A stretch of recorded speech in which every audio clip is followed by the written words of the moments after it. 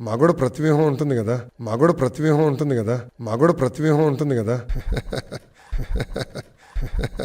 Baby మాకు కూడా ప్రతివ్యూహం ఉంటుంది కదా అని నీ కళ్ళల్లోంచి ఆనందం లీటర్ల కొద్దీ కారిపోతా ఉంటే నువ్వు నిజంగా అంత పెద్ద వ్యూహకర్తవు అయితే నిన్ను నువ్వు గెలిపించుకోవటానికి నువ్వు వ్యూహం ఎందుకు పనలేదు బేబీ? ఈ పార్టీని గెలిపించుకోవటానికి వ్యూహం ఎందుకు పనలేదు బేబీ? ఆఫ్టర్ ఒక సినిమా వారం ఉండి 2 వారాలు ఉండి వెళ్ళిపోయే సినిమాని ఆపటానికి కాదు, డిలే చేయటానికి వ్యూహం పన్నితేనే నువ్వు ఆల్మోస్ట్ నీ మనసు కేరింతలు కొట్టి గంతులేసేస్తా ఉండే పరిస్థితి అది నీ వ్యూహం అనుకుంటే నువ్వు ఎంతవరకు లైఫ్లో ఇన్నేళ్ళు వచ్చి ఎంతవరకు ప్రజలకు ఉపయోగపడేలాగా ఒకటేదో చేసి నువ్వు చేసాను చూసావా అది అని చెప్పే దానికి ఒక వ్యూహం పనలేదు. ఆఫ్టర్ ఒక సినిమాని డీలే చేయటానికి ఏదో ఆస్కార్ అవార్డు వచ్చినట్టు లేకపోతే అసలు నీ నోబెల్ ప్రైజ్ ఇవ్వాలి అన్న దాంతో నేను ఎంత ఆనందపడిపోతా ఉంటే రేపు పొద్దున్న కొంపదీసి ఏదైనా ఒక సీటు గెలిచావంటే ఆనందం తట్టుకోలేక పోతావేమో అని నాకు కొంచెం కన్సర్న్గా ఉంది బేబీ. కొంచెం ఎమోషన్ని కంట్రోల్ చేసుకుంటే బెటరు. ఫైనల్గా నీ వ్యూహం అనేది ఏమి లేదు అక్కడ. ఒక టెక్నికల్ ఆస్పెక్ట్లో కోర్టు వారు ఏదో అడిగారు, అది 11th వస్తుంది. అది దాని గురించి నువ్వెంత చూసుకుంటావు, మేము అంతే చూసుకుంటాం. మరీ ఎక్కువ డాన్స్లు ఆడేంత ఆనందం పొందాల్సిన అవసరం లేదు. నిన్న మీరు చూస్తే ఆయన తరపున అంటే రామ్ గోపాల్ వర్మ గారి తరపున పోరాడిన న్యాయ పోరాటం చేస్తున్న లాయర్ నిరంజన్ రెడ్డి గారు. ఆయన ఎవరండి? వైకాపా రాజ్యసభ సభ్యుడు. సో తెలంగాణ హైకోర్టులో లోకల్ కోర్టులో నిరంజన్ రెడ్డి వెళ్ళి ఆయన రామ్ గోపాల్ వర్మ తరపున పోరాడుతున్నాడు, న్యాయ పోరాటం చేస్తున్నాడు అంటే దాని అర్థం ఏంటి? దీని వెనకాల ఎవరున్నట్టు? బేబీ ఈ పాయింట్ ఏంటంటే నేను నీలాగా నీ ఫాదర్ లాగా వ్యూహాలు పన్ను ఎప్పుడు నేను స్ట్రైట్గా చెప్పేస్తాను. జగన్కి అంటే నాకు చాలా మంచి అభిప్రాయం, పాజిటివ్ అని చెప్పాను. అది అసనా బేబీ? అరిసి చెప్పా, నోరు నెప్పేటట్టు ప్రతి ఛానల్లో కానీ నా ట్విట్టర్లో కానీ ఇంటర్వ్యూలో కానీ అంతా చెప్పా. ఓకే, ఇది ఇప్పటి నుంచి కాదు, లక్ష్మీస్ ఎన్టీఆర్ తీసినప్పటి నుంచి ఉంది.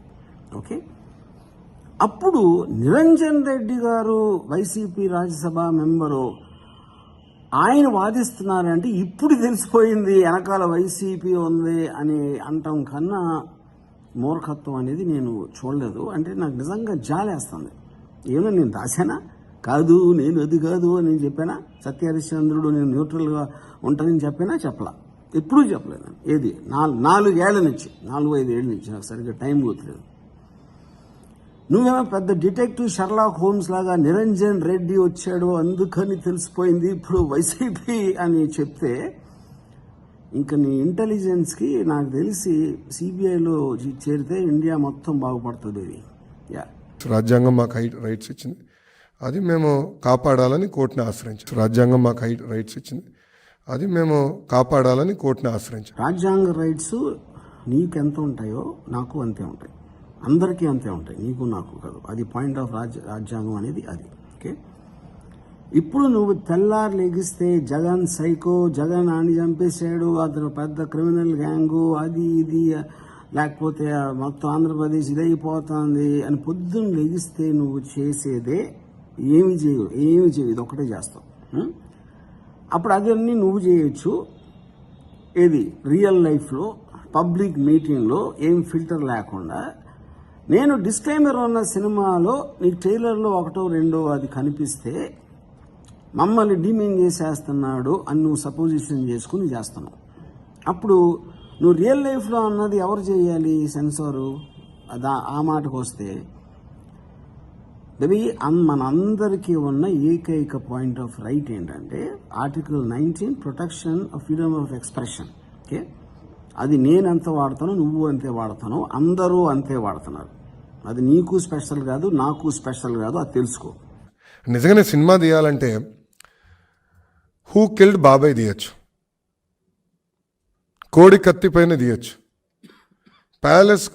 ప్యాలెస్లో జరుగుతున్న అవినీతి పైన తీయచ్చు, లేదంటే ప్యాలెస్ కుట్రల పైన తీయచ్చు. కరెక్టే, ఏదైనా తీయొచ్చు. కోడికత్తి అవ్వచ్చు, బాబాయ్ అవ్వచ్చు, ఎక్స్ అవ్వచ్చు. అవన్నీ నువ్వు తీయచ్చు కదా, నేను తీయను కదా. నేను తీసేది నా అభిప్రాయం తీస్తా. ఎందుకంటే నువ్వు నీ అభిప్రాయం ఏం చెప్పావో, కోడికత్తి మీద బాబాయ్ హత్య, ఎక్స్ వైజెడ్ అవినీతి అవన్నీ నువ్వు అనుకుంటున్నవి. ఆ సినిమాలు నువ్వు తీయాలమ్మా, నేను కాదు కదా. అది పాయింట్. నాకు తెలిసినవి, నేను అనుకున్నవి, నేను నమ్మినవి నేను వేస్తాను. అలాగే ఎవరైనా వాళ్ళు నమ్మిని తీసుకోవచ్చు. సినిమా అనేది ఒక మాధ్యమం, మీడియం. మనం మాట్లాడిన, ఒక రాసిన, డిబేట్లో చెప్పిన, ఇంటర్వ్యూలో చెప్పిన, సినిమా తీసినా, ఏది చేసినా it is an expression of a belief. నువ్వు చేసినట్టే నేను చేస్తున్నా, అందులో ఏమీ డిఫరెన్స్ లేదమ్మా. అర్థమైందా బేబీ? లేనిది ఉన్నట్టు చూపిస్తే తప్పనిసరిగా మేము పోరాడతాం. లేనిది ఉన్నట్టు చూపిస్తే తప్పనిసరిగా మేము పోరాడతాం. లేనిది ఉన్నట్టు చూపిస్తున్నా అని నీకు ఎలా తెలుసు బేబీ? నువ్వు సినిమా చూసావా? నీకేమన్నా తెలుసా సినిమా గురించి? అప్పుడు లేనిది ఉన్నట్టు చూపిస్తే అంటే ఎవరికి ఎవిడెన్స్ లేని దానికి ఎవడో అంటాడు అంటే అయిపోతుందా? అలాంటప్పుడు సోషల్ మీడియాలో కానీ నువ్వు కానీ ఎవరైనా కానీ అందరూ ఏదేదో అంటాం, ఏదేదో విషయాలు. ఎక్కడి నుంచి? ఇజ్రాయెల్ పాలస్తీన్ వార్ దగ్గర నుంచి మొదలెట్టి మన రాష్ట్రంలో జరిగిన పాలిటిక్స్, వేరే వేరే మనుషుల మీద వేరే వేరే వాళ్ళకి వేరే వేరే అభిప్రాయాలు ఉంటాయి. ఆ అభిప్రాయాలు వ్యక్తపరచడం అనేది డెమోక్రసీలో నువ్వు చెప్తున్నట్టు ఇచ్చిన రాజ్యాంగ హక్కు. అది అక్కడ పాయింట్, అర్థం చేసుకో. సెన్సార్ బోర్డు స్టేట్కి రాశాను, సెంట్రల్ సెన్సార్ బోర్డు కూడా రాశాను, కానీ వాళ్ళు మేము రాసింది పట్టించుకోలేదు. సెన్సార్ బోర్డు స్టేట్కి రాశాను, సెంట్రల్ సెన్సార్ బోర్డు కూడా రాశాను, కానీ వాళ్ళు మేము రాసింది పట్టించుకోలేదు. బేబీ వాళ్ళందరికీ రాసింది వాళ్ళు చూసి దానికి వ్యాలిడిటీ లేదు అనే ఉద్దేశంతోనే వాళ్ళు సెన్సార్ సర్టిఫికేట్ ఇవ్వటం జరిగింది. ఇందాక చెప్పిన ఫ్రీడమ్ ఆఫ్ ఎక్స్ప్రెషన్ ఆస్పెక్ట్లో చేసి, ఓకే, అది చెప్పకుండా మీరు రాసాం వాళ్ళు పట్టించుకోలేదు అంటే ఇంకా బోర్డు ఎందుకు? అప్పుడు నువ్వే బోర్డు అయిపోవచ్చు కదా. అప్పుడు లోకేష్ ఏదంటే అదేనా? అప్పుడు ఇన్స్టిట్యూషన్ అనే దానికి మీనింగ్ లేదా? అంటే నీకు కన్వీనియంట్గా చెప్తే ఆ ఇన్స్టిట్యూషన్ వ్యాలిడిటీ ఉంది, నీకు అవ్వకపోతే దానికి వ్యాలిడిటీ లేదా? అదే నీ ఉద్దేశం. అప్పుడు ఇంకా సొసైటీ అండ్ సిస్టమ్స్ ఎట్లా వర్కౌట్ అవుతాయి బేబీ? అలా అయితే జనవరి 11th వరకు మళ్ళీ స్టే చేశారు. 11th మళ్ళీ వింటానని కోర్టు చెప్పింది. ఈ లోపల వీళ్ళు ఏం చేస్తారో చేయండి, వీఆర్ రెడీ ఫర్ ఇట్. మేము నీకన్నా రెడీగా ఉన్నాం, okay. But we are believing in the system of justice and absolutely it will prevail on the right of the constitution. నీకు నాకు కాదు, దాంట్లో కాన్స్టిట్యూషనల్ వ్యాలిడిటీ ఉందా లేదా అనే ఒకే ఒక ఆస్పెక్ట్ అనేది ఒక్కటే ఇంపార్టెంట్. నీకైనా నాకైనా బేబీ, అదొకటి అర్థం చేసుకో. నాకు ఒక సమయంలో నీ అంత అంటే షర్లాక్ హోమ్స్ లాంటి డిటెక్టివ్ అనుకుని ఫీల్ అయిపోయి నేను వ్యూహం పన్నా అని ఒక పాత సినిమాలో ఎస్వి రంగారావు లాగా నవ్వి అలాంటి కొడుకుని కన్నందుకు మీ ఫాదర్ అంటే నాకు చాలా జాలేస్తుంది. ఇది ఐ రియల్లీ ఫీల్ సాడ్.